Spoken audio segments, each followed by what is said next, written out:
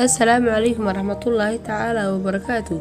كسر دادا kanaalkeena mar labaad mar saddexaadba waa anigu Yaasiin Qaasim Cali oo idin tabeynaya barnaamijka waa taxanaheeni haliyada ururka Israel qaybtiisii 7 waxaan muuqaalkan uga hadlaynaa taariikh nololeedkii Mudane Cismaan Geediraage ee ahaa xubintii shanaad ee xubnihii 13 ahaa.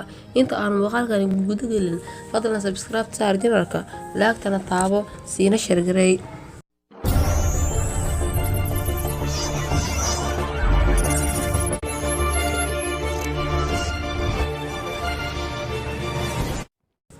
wuxuu ku dhashay Mudane Cismaan Geediraage magaalada Muqdisho sanadii 1925 wuxuu ku soo barbaaray guriga waalidkiisa nolol iska dhexdhexaad ah sida wiilasha lamidka ee Soomaaliyeed.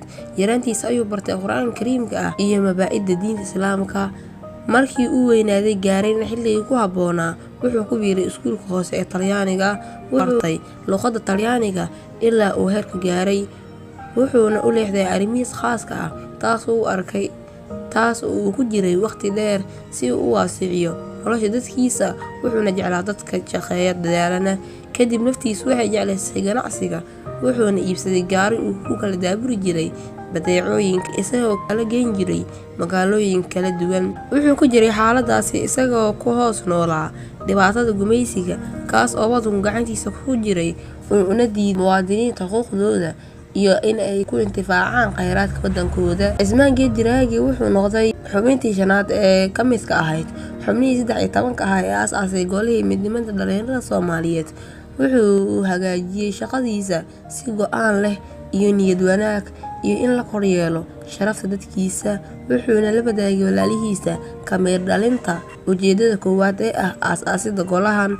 wuxuu ahaa isku soo dhaweeyaha qulubta kulmiyaha dad fara badan kiciya dareenka si looga hortago xadgudubyada gumaysiga ee xornimada waddanka iyo baabi'inta kheyraadkooda. Mudane Cismaan Geediraage wuxuu ahaa nin ku waafaqsan dareenka ay qabaan saaxiibadiisa kale.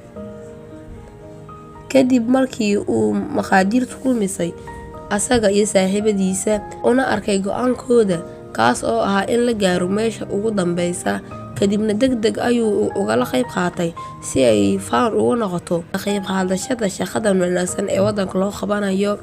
waxaa la sheegay Mudane Cismaan Geediraage iyo saaxiibkiisa Mudane Daahir Cismaan in xilli habeen ah iyagoo ka soo baxay maqaaxi una degdegsanaa arrin iyaga haysatay ayaa waxay arkeen gaari Talyaani leeyahay oo hortaagan maqaaxida waxayna go'aansadeen in ay fuulaan ninkii Talyaaniga ahaana ku qasbaan in uu qaado una geeyo meesha ay rabaan. daqiiqado kadib waxaa soo baxay ninkii Talyaaniga ahaa ee lahaa gaariga.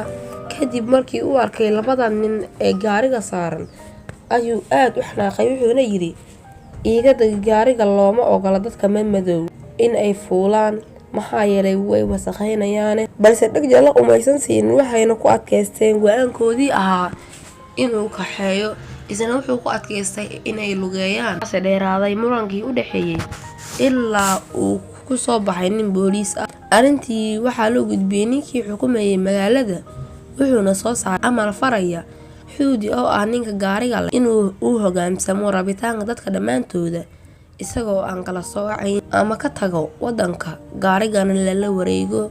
dhacdadaasi waxay ahayd cashar wadani ah oo ay sameeyeen labadaasi nin. 1956 waxaa loo magacaabay Cismaan Geediraage qoraaga qaybta sanduuqa caymiska bulshada Soomaaliyeed. muddo markii uu howshaasi wadayna ayaa loo magacaabay madaxa sanduuqa caymiska ee bulshada Soomaaliyeed. wassalaamu calaykum.